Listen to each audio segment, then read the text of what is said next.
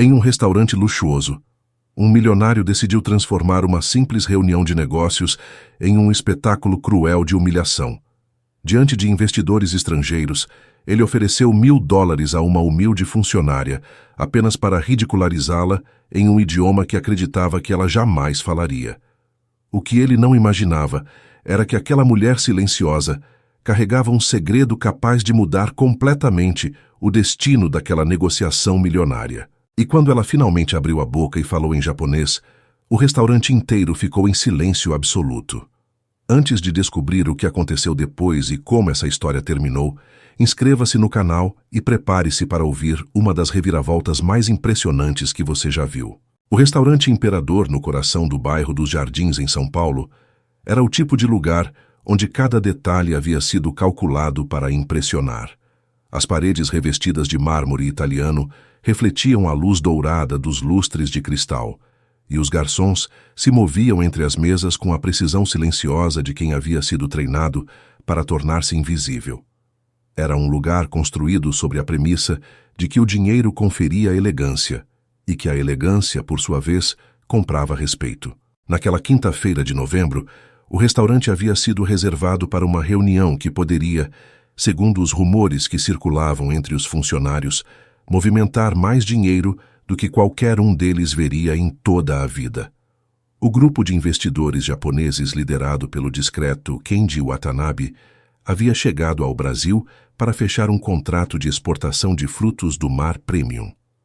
Do lado brasileiro, o empresário Renato Cavalcanti, dono da Cavalcanti Alimentos S.A., esperava na cabeceira da mesa longa como um rei aguardando vassalos. Renato tinha 62 anos, mas carregava a arrogância de alguém que nunca havia precisado pedir nada com gentileza. Havia construído sua fortuna com atalhos que raramente apareciam nos relatórios anuais, e seu terno importado custava mais do que o salário mensal de todos os funcionários do andar de baixo somados. Seus cabelos grisalhos estavam impecavelmente penteados, e seus olhos escuros varriam o salão com a impaciência de quem sempre esperava que o mundo se ajustasse ao seu ritmo. O problema daquela noite era que o tradutor contratado para mediar a reunião simplesmente não havia aparecido. Renato já havia tentado ligar 3 vezes. Nenhuma resposta. Seus 2 sócios, Fábio Monteiro e César Drummond, trocavam olhares nervosos enquanto os japoneses conversavam entre si com uma educação que parecia, naquele momento, quase um julgamento silencioso. Do outro lado do salão, longe das mesas forradas de toalhas brancas e dos arranjos de flores frescas, havia um corredor de serviço que separava o mundo visível do restaurante do mundo que o sustentava. Era ali que Vera Almeida trabalhava. Vera tinha 43 anos e há 6 meses havia sido contratada para fazer a limpeza do restaurante nos turnos da tarde e da noite. Usava um uniforme azul marinho com o logo discreto da empresa terceirizada e carregava um carrinho de higienização com rodas que chiavam levemente quando o puxava pelos corredores de serviço. Suas mãos, de unhas curtas e sem esmalte, tinham as marcas de quem trabalhava com produtos químicos todos os dias, vermelhidão nas juntas, aspereza na palma. Ninguém no restaurante sabia muito sobre ela. Era pontual, discreta, eficiente. Nunca reclamava das horas extras, nunca pedia favores. A gerente do turno, Dona Graça, costumava dizer que Vera era do tipo que não dava trabalho, e no vocabulário do imperador, isso era o maior elogio possível. Vera havia chegado ao Brasil vinda de uma história que preferia não contar. Antes de São Paulo, havia morado em Osaka por quase 15 anos. Antes de Osaka, havia estudado em Kyoto, e antes disso, havia crescido numa família simples de pescadores no interior do Ceará, onde sua mãe a havia ensinado que aprender era a única herança que ninguém poderia roubar. Vera havia levado esse ensinamento a sério de uma forma que sua mãe jamais havia imaginado possível. Mas tudo isso pertencia a outro capítulo de uma vida que parecia pertencer a outra pessoa. Naquela noite, Vera estava recolhendo os cacos de um copo que havia escorregado das mãos de um garçom distraído perto da entrada do salão principal. Ela se abaixou com cuidado, usou a pá de plástico e varreu com atenção para não deixar nenhum fragmento no piso de granito polido. Era um trabalho que exigia concentração. Os cacos podiam ser traiçoeiros. Foi nesse momento que Renato Cavalcante olhou na direção dela. Ele estava falando em voz alta com Fábio, gesticulando com irritação mal disfarçada, quando seus olhos encontraram a figura de Vera agachada no chão. Havia algo em sua expressão, naquele instante, que mudou. Não foi compaixão. Foi o reconhecimento de uma oportunidade, do tipo que pessoas como Renato identificavam com a velocidade de predadores avistando uma presa vulnerável. Kenji Watanabe, sentado à sua esquerda, havia se levantado discretamente para verificar as horas no celular. Renato precisava fazer algo para recuperar o controle da situação, para demonstrar que ainda era ele quem comandava aquela sala. E então, com um estalar de dedos que ecoou pelo salão inteiro, chamou Vera. O som foi seco, autoritário, o tipo de gesto que dispensava qualquer palavra porque presumia obediência imediata. Vera ergueu os olhos. Por um segundo, apenas um segundo, seu rosto não revelou absolutamente nada. Depois ela pegou o carrinho pelo cabo, deixou os cacos recolhidos dentro do balde e começou a caminhar em direção à mesa. Os outros garçons olhavam para o chão. Os sócios de Renato trocaram um sorriso de cumplicidade. 2 clientes em mesas próximas interromperam suas conversas sem perceber, atraídos por algo que ainda não conseguiam nomear, mas que reconheciam instintivamente como tensão. Kenji Watanabe voltou a se sentar e observou a cena com uma expressão neutra, impenetrável. Vera parou a 3 passos da mesa. Renato a examinou de cima a baixo com uma lentidão deliberada, projetando seu olhar como um instrumento de poder. Depois sorriu, aquele sorriso largo e condescendente de quem está prestes a se divertir. "Você sabe o que é japonês?" ele perguntou em voz alta, claramente destinando a pergunta ao salão tanto quanto a ela. "É um idioma muito difícil, impossível para gente simples." Vera não respondeu. Ficou parada, com as mãos cruzadas à frente do avental, e esperou. "Te dou $1000, ele disse, elevando a voz e levantando o maço de notas que tirou do bolso do terno. "Se você me atender em japonês. Agora. Aqui. Na frente de todo mundo." Fábio soltou uma risada baixa. César girou o copo de vinho entre os dedos com um sorriso nos lábios. Alguns clientes nas mesas vizinhas olhavam agora sem disfarçar. Uma garçonete jovem, parada perto do balcão, mordia o lábio inferior com desconforto. As notas tremulavam na mão estendida de Renato como uma bandeira de humilhação. Vera olhou para o dinheiro. E por um longo momento, um momento que pareceu durar muito mais do que os segundos que de fato durou, ela simplesmente ficou quieta, como se estivesse tendo uma conversa interna que ninguém ao redor tinha permissão de ouvir. O silêncio de Vera durou o tempo exato necessário para que Renato começasse a se sentir confortável demais. Era esse o tipo de pausa que ele interpretava como derrota, a hesitação de alguém que não tinha resposta, que estava procurando uma saída, que havia sido encurralado diante de todos e sabia disso. Ele estava tão convicto de sua leitura da situação que nem percebeu o momento em que tudo começou a mudar. Renato virou-se para Kenji com um sorriso e disse em português, com a descontração de quem fala num código que o interlocutor não domina: "Olha só, trouxe uma distração para vocês. Gente simples tentando entender coisa de gente fina." Fábio bufou de riso. César deu uma tragada no cigarro eletrônico que segurava discretamente abaixo da mesa. O que nenhum dos 3 esperava era o que viria a seguir. Vera respirou fundo. Não com dramaturgia, não como quem se prepara para um discurso. Respirou como quem organiza os próprios pensamentos antes de agir com precisão. Depois, virou-se completamente de costas para Renato, deu 3 passos em direção à cabeceira oposta da mesa e inclinou o corpo numa reverência lenta, elegante e profundamente respeitosa em direção a Kenji Watanabe e seus 2 acompanhantes. E então falou. O japonês que saiu de sua boca era limpo, fluido e carregado de uma educação formal que só se adquire com anos de imersão. Ela pediu desculpas pela condução inadequada da reunião, explicou que lamentava profundamente que eles houvessem presenciado aquele momento e garantiu que o desconforto causado não refletia a hospitalidade que mereciam receber. O salão inteiro parou. Não foi uma pausa gradual. Foi o tipo de silêncio que cai de uma vez como um pano. Garçons imobilizados, clientes com os garfos no ar. A garçonete jovem perto do balcão deixou escapar um som baixo, quase imperceptível, de surpresa contida. Kenji Watanabe olhou para Vera por alguns segundos sem piscar. Depois, com uma voz calma e grave, respondeu em japonês. Perguntava se ela poderia ajudá-los a compreender melhor o que havia sido proposto naquela reunião, já que o mediador contratado não havia comparecido. Vera respondeu que sim, com prazer, se a direção do restaurante e as partes envolvidas concordassem. Renato estava de pé sem ter percebido que havia se levantado. Seu rosto havia passado por um ciclo rápido de expressões, incredulidade, irritação, recálculo, e havia se fixado numa máscara de compostura forçada que não enganava ninguém. Ele puxou a cadeira de volta com mais força do que pretendia e se sentou, cruzando os braços. Isso é uma coincidência interessante, ele disse, num tom que tentava ser casual e soou apenas tenso. Vera não respondeu a ele.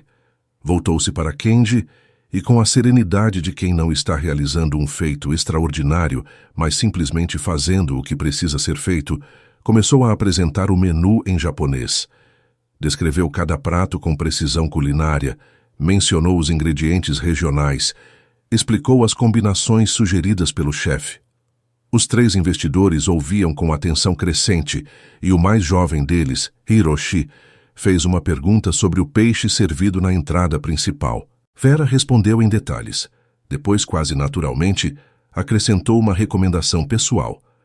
O badejo fresco do cardápio daquela noite havia chegado diretamente do litoral do Espírito Santo naquele mesmo dia e ela o sugeria como prato principal. Hiroshi sorriu levemente. Kenji fez uma anotação discreta no pequeno caderno que mantinha sempre aberto sobre a mesa. Fábio Monteiro se inclinou para Renato e sussurrou. De onde saiu essa mulher? Renato não respondeu. Estava observando Vera com uma expressão que havia evoluído da irritação para algo mais difícil de nomear. Uma mistura de fascínio e desconforto, como quem assiste a algo que desafia as categorias com que organiza o mundo. Do lado de fora, a noite de São Paulo continuava seu ruído habitual. Buzinas, sirenes distantes, o murmúrio constante de uma cidade que nunca baixava completamente o volume. Mas dentro do restaurante Imperador, naquele momento, o único som que importava era a voz tranquila de uma mulher de uniforme azul marinho que havia acabado de redefinir quem controlava a sala. Vera se movia entre os idiomas, com uma naturalidade que desconcertava. Quando precisava comunicar algo a um garçom, falava português. Quando se dirigia aos investidores, voltava ao japonês sem qualquer hesitação ou transição visível. Era como observar alguém que pensa em 2 idiomas simultaneamente e não precisa traduzir. Apenas escolhe qual voz usar dependendo de quem está ouvindo. Renato, por sua vez, estava começando a entender que havia perdido algo naquela transição. Não sabia exatamente o quê. Não sabia ainda o quanto. Então, Kenji se inclinou levemente na cadeira e disse algo diretamente para Vera. Ela ouviu com atenção, assentiu uma vez, e depois se virou para a mesa com uma expressão serena. O Sr. Watanabe gostaria de saber, ela disse em português, dirigindo-se à mesa, mas sem olhar especificamente para nenhum dos 3 sócios. Se o contrato que está sendo proposto contempla apenas a variedade Kinmedai na especificação original, ou se há margem para substituição de espécie, conforme disponibilidade de estoque. A pergunta caiu na mesa como uma pedra numa superfície de vidro. César quase derrubou o copo. Fábio piscou 2 vezes seguidas. Renato ficou absolutamente imóvel por um segundo inteiro. E nesse segundo, algo passou pela expressão de seu rosto que não era irritação nem arrogância, mas algo muito mais próximo do reconhecimento de um perigo que havia chegado cedo demais. Porque aquela pergunta específica, sobre aquela cláusula específica, não estava em nenhum material distribuído naquela noite. Não estava no menu. Não estava na apresentação formal que Fábio havia entregado no início da reunião. Estava apenas na conversa que os 3 haviam tido em português alguns minutos antes, acreditando que ninguém além deles poderia compreendê-la. Renato Cavalcante levou exatamente 3 segundos para recuperar a compostura. Era um homem que havia sobrevivido a muitas situações difíceis ao longo de décadas de negócios, reuniões que saíam dos trilhos, sócios que mudavam de lado, contratos que desmoronavam na hora errada. Ele sabia como redirecionar uma narrativa, sabia como transformar uma pergunta incômoda em ruído de fundo. Isso é uma interpretação equivocada, ele disse com aquela voz grave e pausada que usava quando queria parecer razoável. O contrato é padrão do setor. Não há nenhuma irregularidade. Vera não rebateu. Apenas se virou para Kenji e traduziu a resposta com a mesma neutralidade com que havia traduzido tudo o mais. Kenji ouviu, fez uma pausa e então disse algo breve. Vera traduziu de volta. O Sr. Watanabe agradecia o esclarecimento e gostaria de examinar o documento com atenção antes de qualquer assinatura. Era um movimento educado. Era também, naquele contexto, uma declaração de desconfiança. Renato estendeu a mão para o contrato que estava sobre a mesa. Mas Hiroshi, o mais jovem dos investidores, havia colocado a própria mão sobre ele de forma discreta, num gesto que não era agressivo, mas era absolutamente claro. Renato recolheu o braço devagar. Fábio Monteiro se levantou com a desculpa de ir ao banheiro e passou perto de Vera com passadas largas, roçando o ombro dela num gesto que pretendia ser intimidação disfarçada de acidente. Vera não vacilou. Continuou de pé, as mãos cruzadas à frente, os olhos na mesa. A gerente do turno, Dona Graça, havia aparecido discretamente na entrada do salão. Ela observava a cena com uma expressão de quem não sabe o que está vendo, mas sabe que está vendo algo que não deveria estar vendo. Cogitou intervir. Decidiu não fazê-lo. Kenji Watanabe abriu o contrato na página marcada e leu em silêncio por alguns minutos. Depois apontou para uma cláusula específica e disse algo para Vera. Vera olhou para o trecho indicado. Era o parágrafo 17, subseção C, escrito em linguagem técnica suficientemente densa para ser ignorada numa primeira leitura, mas suficientemente clara para quem soubesse o que procurar para revelar exatamente o que escondia. A cláusula permitia, sob determinadas condições de indisponibilidade de estoque, a substituição do kinmedai, um peixe nobre e de alto valor comercial, por espécies equivalentes definidas unilateralmente pelo fornecedor. Equivalente, no vocabulário dos contratos de Renato Cavalcante, significava o que ele quisesse que significasse. Vera leu o trecho uma vez. Depois leu novamente.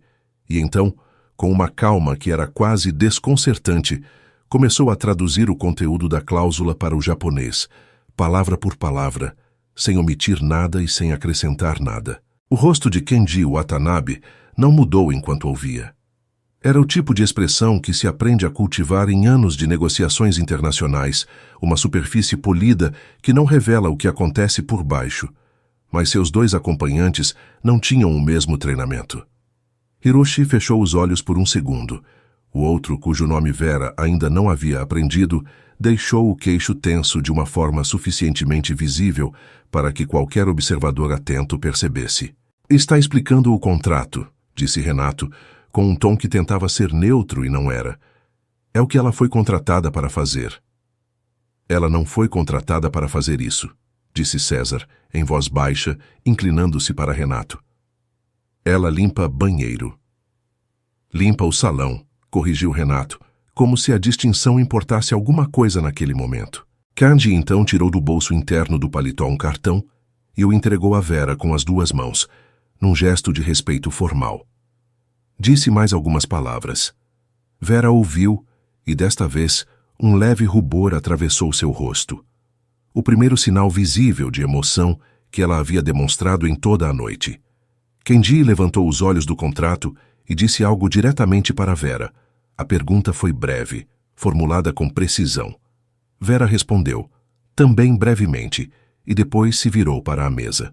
O Sr. Watanabe pergunta se, de acordo com a conversa mantida anteriormente nesta mesa, a intenção do fornecedor era utilizar essa cláusula para justificar a entrega de produto de qualidade inferior ao acordado verbalmente. O silêncio que se instalou foi diferente dos anteriores.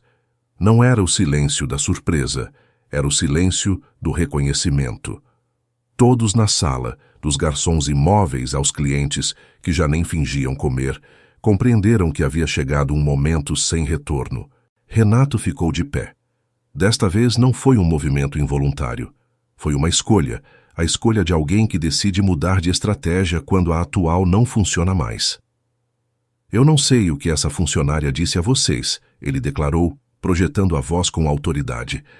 Mas ela está claramente extrapolando suas funções e interpretando documentos que não tem competência para analisar. Exijo que ela se retire imediatamente. Vera não se moveu. Kenji Watanabe olhou para Renato por um momento longo. Depois olhou para Vera, e então disse em japonês algo que ela traduziu com a mesma voz tranquila de sempre. O Sr. Watanabe diz que aprecia muito a disposição do Sr. Cavalcante em esclarecer os termos do contrato e gostaria de conceder a ele a oportunidade de confirmar publicamente que a cláusula 17, subseção C, não será utilizada para substituição de espécie em nenhuma circunstância. Era um convite. Era também uma armadilha elegante, porque se Renato confirmasse, estaria renunciando ao único mecanismo que tornava o negócio lucrativo nos moldes que havia planejado. E se recusasse confirmar, ou se hesitasse, a resposta seria ela própria uma confirmação do que Vera havia deixado subentendido. Renato Cavalcante abriu a boca. Fechou. Abriu de novo. E nesse intervalo, Fábio Monteiro voltou do banheiro. Leu rapidamente a expressão de todos na mesa e ficou parado na entrada do salão, como quem percebe que chegou tarde demais para mudar alguma coisa. Renato escolheu a opção que homens como ele costumam escolher quando pressionados. Atacou. Não fisicamente. Ainda não. Mas com a única arma que lhe restava naquele momento, que era a humilhação. Se não podia controlar o que Vera sabia, podia ao menos tentar destruir a credibilidade de quem sabia. Eu não sei quem pagou essa mulher para vir aqui sabotar minha reunião, ele disse, com uma voz que havia descartado qualquer pretensão de razoabilidade. Mas isso é uma farsa. Uma funcionária de limpeza que supostamente fala japonês fluente, que por acaso estava presente exatamente quando precisávamos de um tradutor, que por acaso conhece os detalhes técnicos do contrato? Ele abriu os braços num gesto amplo, olhando para a sala, como se pedisse que o público confirmasse o absurdo. Isso não acontece. Isso foi armado. Kenji Watanabe ouviu a tradução que Vera fez em voz baixa. Respondeu com poucas palavras. O Sr. Watanabe diz, traduziu Vera, que armações costumam exigir planejamento e que pessoas de limpeza raramente são contratadas para planejar armações. Alguns clientes não conseguiram conter o riso. Foi breve, abafado, mas foi real. E Renato o ouviu. Dona Graça havia se aproximado cautelosamente do salão, preocupada com o volume crescente da discussão. O maitre do turno, um homem de meia idade chamado Rodrigo, estava ao seu lado, com expressão de quem preferia que o chão o engolisse. Vera, disse Dona Graça com uma voz que tentava ser firme, mas saía apenas insegura, talvez você deva... Ela não vai a lugar nenhum, disse Kenji Watanabe, em português. A frase caiu no salão como uma pedra. Era a primeira vez que ele falava no idioma desde o início da noite, e a precisão com que o fez, sem sotaque exagerado, com uma entonação completamente funcional, deixou claro que sua escolha de não falar português até aquele momento havia sido uma decisão deliberada, não uma limitação. Renato ficou com a boca aberta por um segundo.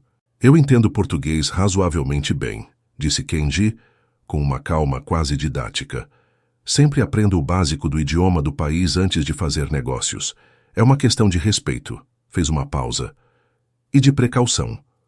O significado da frase se expandiu no ar como tinta em água. César Drummond colocou o copo de vinho na mesa com cuidado excessivo, como alguém que percebe, de repente, que o chão sob seus pés é mais frágil do que pensava.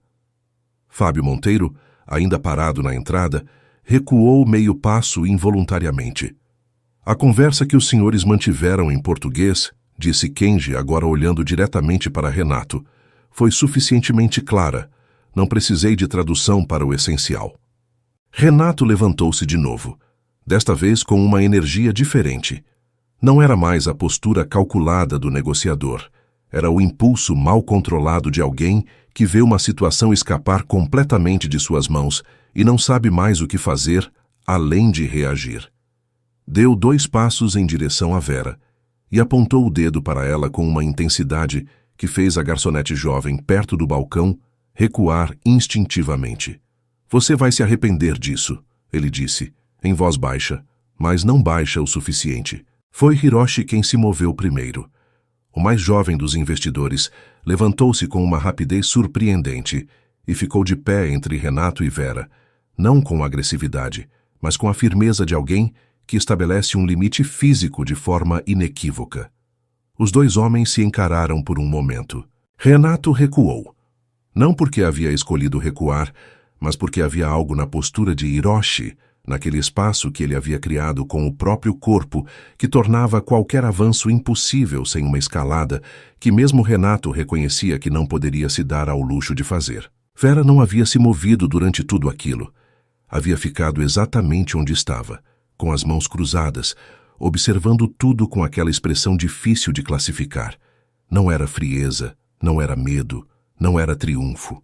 Era algo mais parecido com concentração, como alguém que está no meio de um processo que ainda não terminou e sabe disso. Kenji se levantou da cadeira devagar, com a deliberação cerimonial de quem encerra uma etapa. Pegou o contrato sobre a mesa, folheou até o parágrafo 17 e então, com um gesto limpo e sem drama, rasgou as folhas ao meio. O som do papel rasgado foi o som mais alto do salão naquele momento. "Encerramos por aqui", disse Kenji em português, olhando para Renato. "Desejamos uma boa noite." Renato ficou imóvel. Seu rosto havia passado para uma tonalidade que seus sócios raramente haviam visto, não vermelho de raiva, mas esbranquiçado, quase pálido, como alguém que ainda está calculando a extensão do que acabou de perder. O contrato que ele havia passado meses construindo, os milhões que já considerava garantidos, a operação que havia planejado nos mínimos detalhes, tudo isso havia sido desmontado em menos de 1 hora por uma mulher de uniforme azul marinho que ele havia chamado com um estalar de dedos. E então, como se precisasse de uma última válvula para a pressão acumulada, ele voltou-se para Vera. Tirou o maço de notas do bolso, as mesmas notas que havia brandido no início da noite como um instrumento de humilhação, e as estendeu de novo em direção a ela. "Toma", ele disse com uma voz que pretendia ser desprezível, mas saía apenas cansada. "Você ganhou. Pega o dinheiro e suma." Vera olhou para as notas. Vera recusou o dinheiro com um gesto simples. Baixou levemente o queixo e virou o rosto. O tipo de movimento que não precisava de palavras para ser compreendido. Renato ficou com as notas suspensas no ar por um segundo constrangedor. Depois as enfiou de volta no bolso, com uma brusquidão que revelava mais do que ele pretendia. Kenji disse algo para Hiroshi em japonês. O mais jovem dos investidores assentiu e foi até a mesa pegar o estojo de couro que havia trazido consigo. Os 3 se prepararam para partir com a eficiência de quem tem outro lugar para estar, como se aquele restaurante que havia sido o palco de tudo aquilo já tivesse se tornado passado. Mas antes de caminhar em direção à saída, Kenji parou diante de Vera e falou em japonês. Ela ouviu com atenção. Depois traduziu para si mesma em silêncio, processando, não a língua, mas o significado daquilo. Ele disse que pessoas com esse nível de honestidade e competência são difíceis de encontrar, murmurou ela, quase para si mesma, em português. Dona Graça, que havia se aproximado mais e agora estava a poucos metros, ouviu. Ficou com uma expressão que misturava orgulho e confusão em partes iguais.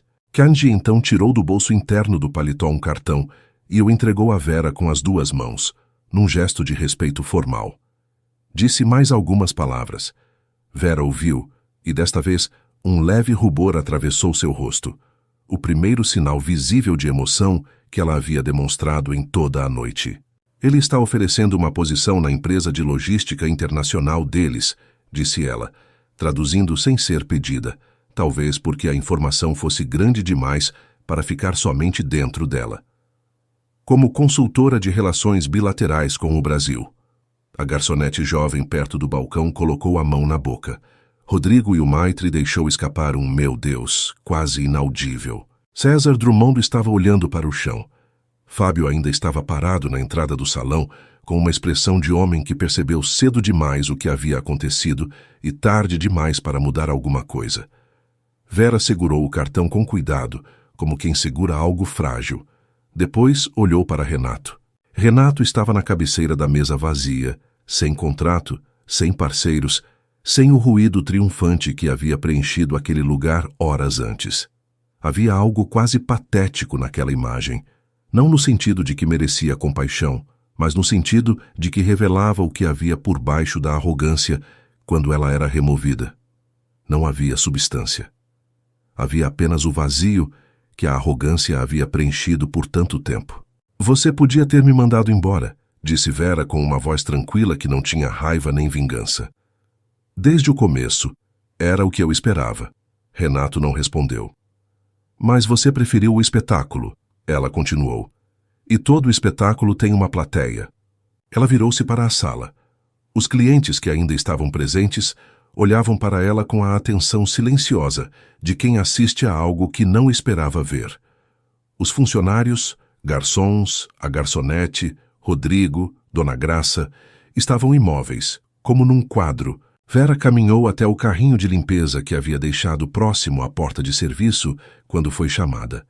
Retirou o avental com movimentos calmos, dobrou-o com atenção, uma dobra limpa, simétrica, cuidadosa, e caminhou de volta até a mesa, onde os pedaços do contrato rasgado ainda estavam espalhados. Colocou o avental dobrado ao lado deles, sobre a toalha branca. Ficou olhando para o avental por um momento. Havia 6 meses de trabalho naquele uniforme. 6 meses de corredores silenciosos, de produtos com cheiro forte, de mãos que ficavam vermelhas ao final de cada turno. Havia também o salário que mal cobria o aluguel do quarto que dividia numa pensão no Ipiranga, e as noites em que ficava acordada, fazendo contas que nunca fechavam. Mas havia algo mais. Havia a decisão tomada meses atrás de que seria aquele trabalho e não outro. Uma decisão que as pessoas ao seu redor não compreendiam e que ela nunca havia explicado, porque algumas escolhas pertencem apenas a quem as faz. Naquele momento, porém, era a hora de uma escolha diferente. "Estou me demitindo", disse Vera com voz clara, olhando para Dona Graça. A gerente abriu a boca, fechou e depois disse apenas: "Vera, obrigada pelo trabalho", disse Vera. "A senhora foi sempre justa comigo." Dona Graça assentiu com os olhos úmidos, de uma forma que ela claramente não estava esperando e não sabia como esconder. Vera pegou sua bolsa, que estava guardada no armário do corredor de serviço, passou a alça no ombro e voltou ao salão. Caminhou pela passagem central entre as mesas, com a cabeça erguida e o passo regular de quem não tem pressa, mas também não tem hesitação. Kenji Watanabe e seus acompanhantes, que ainda estavam perto da saída, pararam e se curvaram num gesto de respeito coletivo quando ela passou. Foi então que o aplauso começou. Não foi planejado, não foi coordenado. Começou com um casal na mesa da janela, ela batendo as palmas com força, ele alguns segundos depois. Depois a garçonete jovem. Depois Rodrigo, que havia erguido os ombros como quem toma uma decisão. Depois 2 garçons. Depois os outros clientes, um a um, até que o salão inteiro estava aplaudindo. Renato Cavalcante permaneceu sentado, sozinho na cabeceira da mesa longa, segurando as notas que havia tirado do bolso uma última vez sem querer, e que agora apenas existiam nas suas mãos como um objeto sem sentido, como a prova de algo que havia saído completamente errado. Vera chegou à porta giratória do restaurante, empurrou-a e saiu para a noite de São Paulo com o cartão de Kenji Watanabe no bolso e o avental dobrado deixado para trás, como alguém que encerra um capítulo, não porque foi forçada a isso, mas porque decidiu que era a hora. Os dias que se seguiram foram estranhos para o restaurante Imperador, não pela ausência de Vera. Afinal, era apenas uma funcionária de limpeza, e havia outras. O estranho era o que havia permanecido depois dela. Uma espécie de resíduo silencioso, como o cheiro de chuva que persiste no ar muito depois que a tempestade passou. Os garçons falavam menos durante os turnos. A garçonete jovem, cujo nome era Patrícia, Havia chegado na manhã seguinte com os olhos vermelhos e ninguém perguntou o porquê, mas todos entenderam. Rodrigo, o maitre, havia escrito um e-mail para a direção do restaurante informando o ocorrido em termos cuidadosamente neutros, mas havia incluído no último parágrafo uma frase que não era exatamente neutra. Recomendava que qualquer funcionário que demonstrasse as qualidades demonstradas por Vera Almeida recebesse tratamento compatível com essas qualidades. Dona Graça havia lido o e-mail 3 vezes antes de encaminhá-lo. Renato Cavalcante, por sua vez, havia passado a semana tentando conter os estragos. O contrato com os japoneses estava morto, isso era fato. Mas havia outras preocupações. César havia ouvido, num jantar paralelo 2 dias depois, que Kenji Watanabe havia procurado um concorrente direto da Cavalcante Alimentos. E Fábio havia encontrado, numa pesquisa rápida, que um dos clientes presentes naquela noite no Imperador era um colunista de negócios que escrevia para uma publicação especializada. O colunista não havia publicado nada ainda, mas havia pedido uma entrevista para comentários gerais sobre o setor de exportação de frutos do mar. Renato recusou a entrevista, mas o que mais ocupava sua mente, e isso era algo que ele jamais admitiria em voz alta, era a pergunta que havia começado a surgir nos momentos de silêncio, naquela zona de quietude que existe entre o barulho de uma vida agitada. A pergunta não era sobre o contrato perdido, nem sobre os japoneses, nem mesmo sobre o dinheiro. Era uma pergunta muito mais simples e muito mais incômoda. Quem era Vera Almeida? Ele havia contratado um serviço de verificação de informações, o tipo de empresa que consultores usavam para due diligence, mas que Renato usava com outros propósitos, e pedido que levantassem o histórico dela. O que voltou foi surpreendentemente denso para uma funcionária de limpeza. Vera Almeida, 43 anos, nascida em Quixeramobim, Ceará, filha de pescadores. Havia recebido uma bolsa de estudos aos 18 anos por meio de um programa cultural brasileiro-japonês e passado 4 anos em Kyoto estudando linguística aplicada. Depois disso, mestrado em comunicação intercultural em Osaka, quase 15 anos no Japão, trabalhando em consultoria de comércio exterior para uma empresa de médio porte. Retornou ao Brasil 2 anos e meio atrás. Após o retorno, sem registro de trabalho formal em nenhuma empresa do setor em que havia atuado. Apenas o vínculo de limpeza terceirizada. Havia uma lacuna no registro, um período de pouco mais de 1 ano entre o retorno ao Brasil e o início do trabalho no restaurante, sobre o qual o relatório não havia encontrado nada. Era uma lacuna estranha. O tipo que não é ausência de informação, mas ausência deliberada de rastros. Renato ficou com esse relatório na tela por um longo tempo, sem saber exatamente o que fazer com ele. Havia uma parte sua que queria usar a informação como arma, encontrar naquela história alguma vulnerabilidade, algum ponto de pressão. Era o reflexo automático de uma vida construída sobre a ideia de que informação era poder. Mas havia algo no que ele havia visto naquela noite que tornava difícil transformar Vera num adversário simples. Ela não havia agido por vingança. Não havia humilhado Renato da forma como ele a havia humilhado, com espetáculo, com crueldade visível.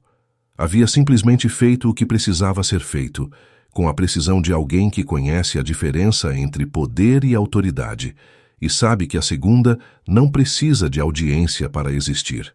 Isso era mais difícil de combater do que a raiva. Enquanto isso, do outro lado da cidade, Vera estava sentada numa mesa de um café simples no Ipiranga, com o cartão de Kenji Watanabe na frente dela e o telefone na mão. Havia passado 3 dias pensando antes de ligar. Não porque tivesse dúvidas sobre o trabalho. O trabalho era, sem exagero, o tipo de oportunidade que ela havia deixado para trás 2 anos e meio antes, quando havia voltado ao Brasil, convencida de que precisava recomeçar de uma forma diferente. A dúvida era outra. Havia uma razão para ela ter escolhido um trabalho invisível. Uma razão para ter ficado longe dos corredores de comércio internacional, das salas de reunião com vista para a cidade, dos contratos em japonês e português e inglês. Uma razão que tinha um nome. Não o nome dela, mas um nome que ela havia tentado manter fora de sua história por 2 anos e meio. Mas às vezes a vida não pede permissão para recomeçar.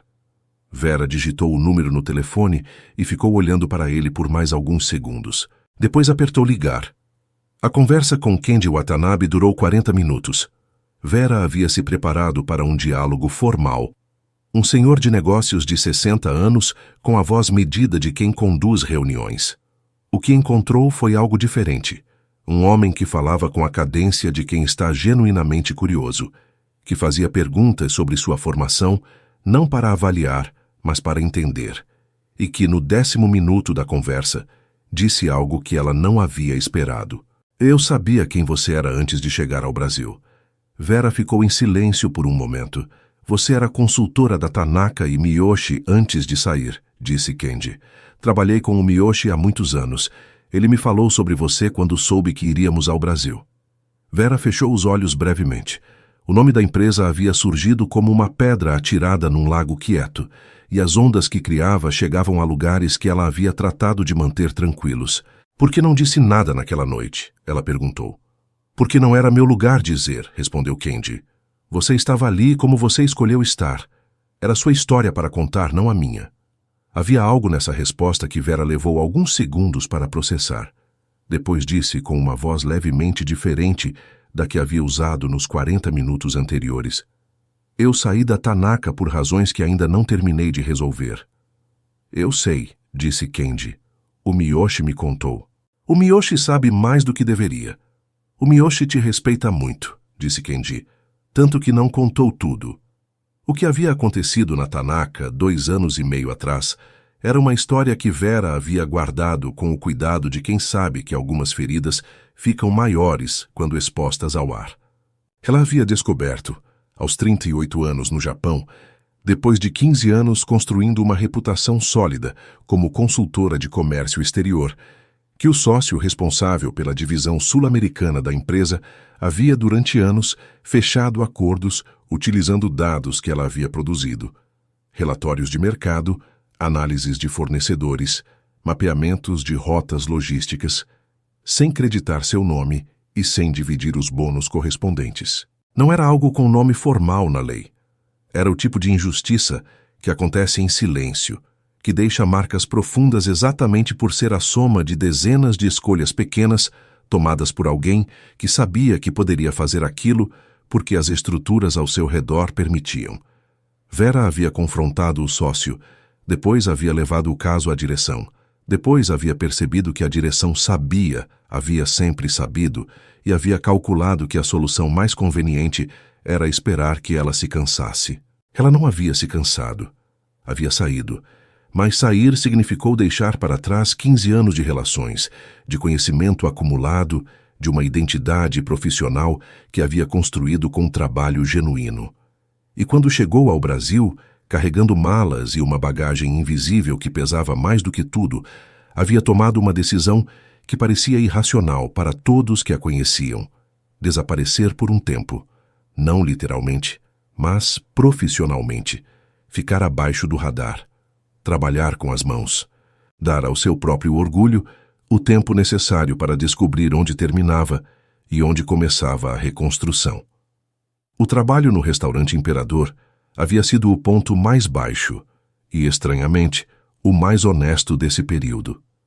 Naquele uniforme azul, ela havia aprendido que o que uma pessoa sabe não desaparece por não ser reconhecido, que competência não pede validação para existir, que dignidade não é uma concessão de quem tem poder, é uma decisão de quem sabe quem é. Tudo isso havia ficado cristalino naquela noite, diante de Renato Cavalcante e suas notas estendidas. O que você está propondo exatamente? Ela perguntou a Kenji. Uma consultoria inicial de 6 meses, disse ele. Avaliação de parceiros brasileiros para a expansão da rede de fornecimento, com possibilidade de cargo permanente se houver interesse mútuo. Salário? Ele disse um número. Vera ficou em silêncio por alguns segundos. Não de hesitação, mas de ajuste. Era mais do que o dobro do que havia recebido na Tanaka nos últimos anos, somado ao que o sócio havia se apropriado sem a nomear. Eu preciso de uma condição, ela disse. Diga. Meu trabalho é assinado com meu nome. Nos relatórios, nas apresentações, nos contratos, tudo o que eu produzir leva meu nome. Houve uma pausa breve do outro lado da linha. Claro, disse Kendi com uma naturalidade que indicava que a condição não havia parecido excessiva, apenas necessária. O tipo de necessidade que quem a ouve entende sem que precise ser explicada. Vera ficou olhando para o cartão na mesa por um momento, depois de encerrar a ligação. Havia algo que ainda precisava ser resolvido. Não profissionalmente. Isso estava de maneira surpreendente, começando a se reorganizar com uma clareza que ela não havia esperado. Mas havia uma conversa que sabia que precisaria acontecer e que havia estado adiando desde que saiu pela porta giratória do restaurante Imperador. Havia uma pessoa que precisava entender o que havia acontecido naquela noite. Não os fatos. Os fatos qualquer um poderia narrar. Mas o porquê. E esse porquê era uma história que Vera nunca havia contado a ninguém no Brasil, porque nunca havia encontrado alguém que parecesse pronto para ouvi-la com a honestidade que ela merecia. Ela pegou o telefone de novo. Desta vez, não para ligar para Kendi, para ligar para Dona Graça. Dona Graça chegou ao café do Ipiranga com 15 minutos de antecedência e ficou sentada perto da janela, segurando uma xícara de café que esqueceu de beber enquanto observava a rua com a expressão de quem está ensaiando uma conversa que não sabe como começar. Quando Vera entrou, as duas se olharam por um segundo antes de qualquer palavra. Havia algo naquele olhar. O reconhecimento de duas mulheres que haviam existido na mesma sala por meses, sem que uma soubesse nada de verdade sobre a outra. Eu vim porque você pediu, disse Dona Graça quando Vera se sentou. E também porque queria. Vera pediu um café. Ficou em silêncio por um momento, depois disse: A senhora tem o direito de saber quem eu realmente sou. Trabalhei para a senhora por 6 meses. Dona Graça assentiu, sem pressa.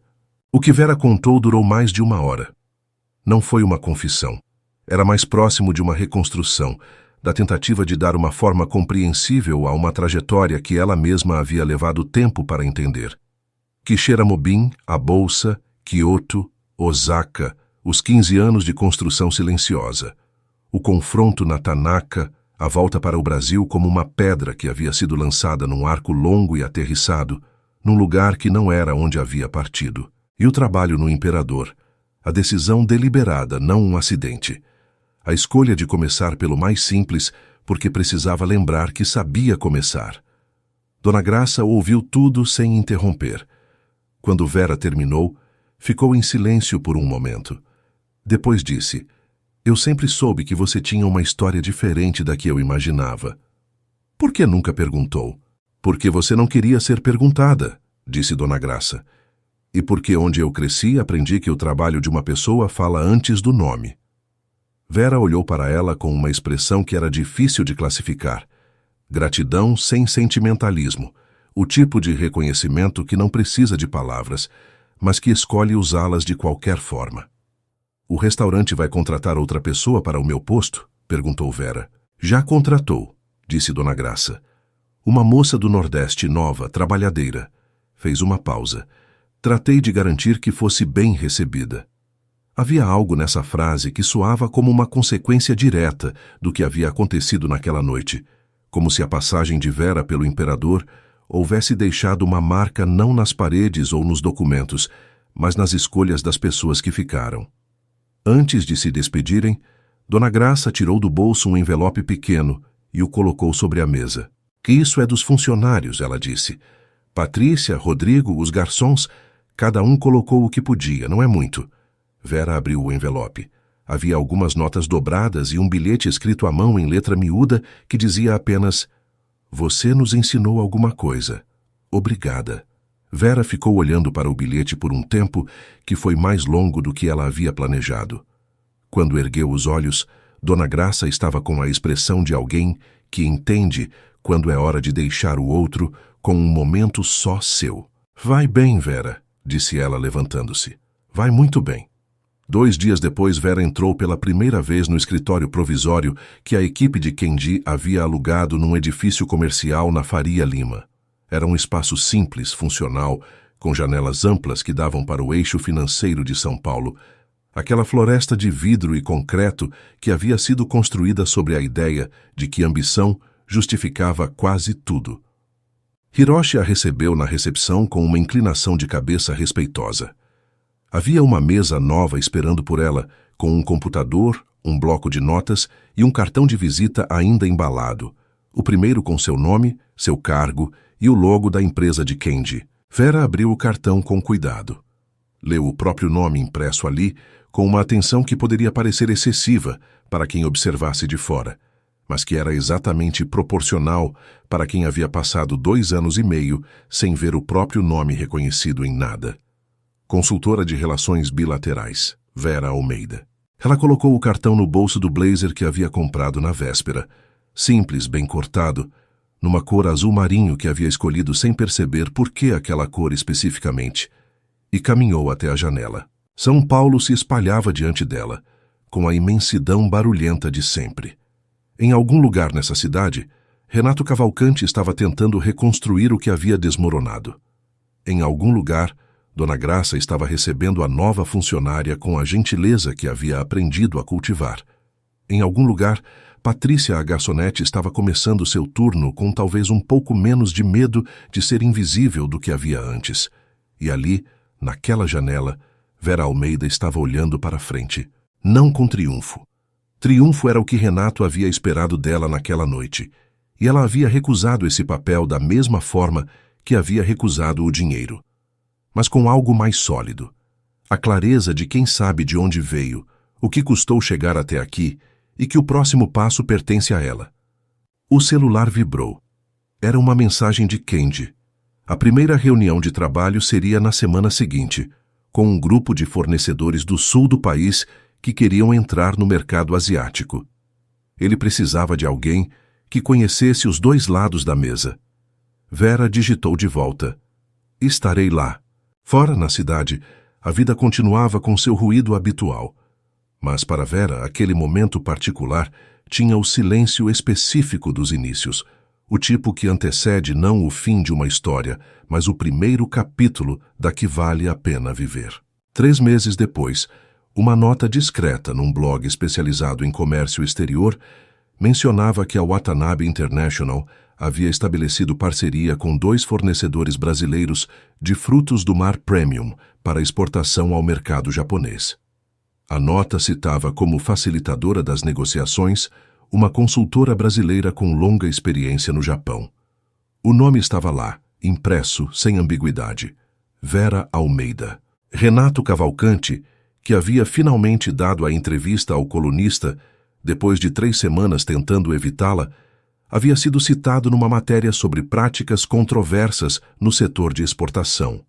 Nada que configurasse processo formal, mas o suficiente para que 2 investidores que haviam sido seus parceiros há anos pedissem prazo para reavaliação de portfólio.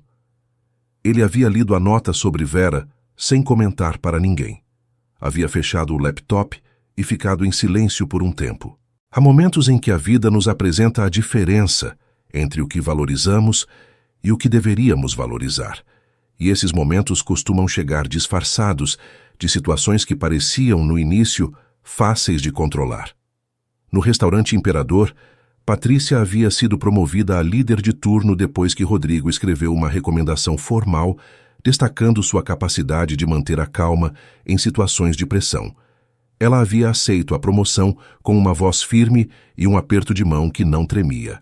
Dona Graça havia emoldurado o bilhete que os funcionários tinham escrito para Vera, uma cópia que havia guardado para si e colocado na gaveta da sua mesa. Não na parede, não à mostra, na gaveta, onde só ela sabia que estava. O tipo de coisa que se guarda não para mostrar, mas para lembrar. E Vera, numa tarde de quarta-feira, estava sentada numa sala de reuniões com vista para a Avenida Faria Lima, apresentando em japonês e português um relatório de análise de fornecedores que levava, na capa, apenas seu nome. Não havia mais nada que precisasse ser provado. Havia apenas o trabalho, feito com competência e com honestidade, e o nome de quem o fez, visível, permanente impossível de ser apagado. Às vezes basta uma única voz para calar uma sala inteira. E às vezes, essa mesma voz, quando finalmente encontra o espaço que merece, é capaz de construir algo que dura muito mais do que qualquer contrato rasgado. Queridos ouvintes, esperamos que a história de Vera Almeida tenha tocado o coração de vocês, porque ela não é apenas a história de uma mulher que falava japonês no lugar errado na hora certa. É a história de cada um de nós que já foi invisível quando merecia ser visto, que já guardou um talento dentro de um uniforme que o mundo não soube reconhecer. Para continuar essa jornada com a gente, preparamos uma seleção especial de histórias com o mesmo poder de fazer você sentir que a dignidade sempre encontra seu caminho. Encontre essa playlist aqui ao seu lado. Se essa história moveu algo em você, deixa o seu like, se inscreve no canal e nos conta nos comentários. Qual foi o momento em que você se recusou a aceitar menos do que merecia? A gente lê tudo, responde tudo e existe por causa de vocês. Até a próxima história, que já está esperando por você.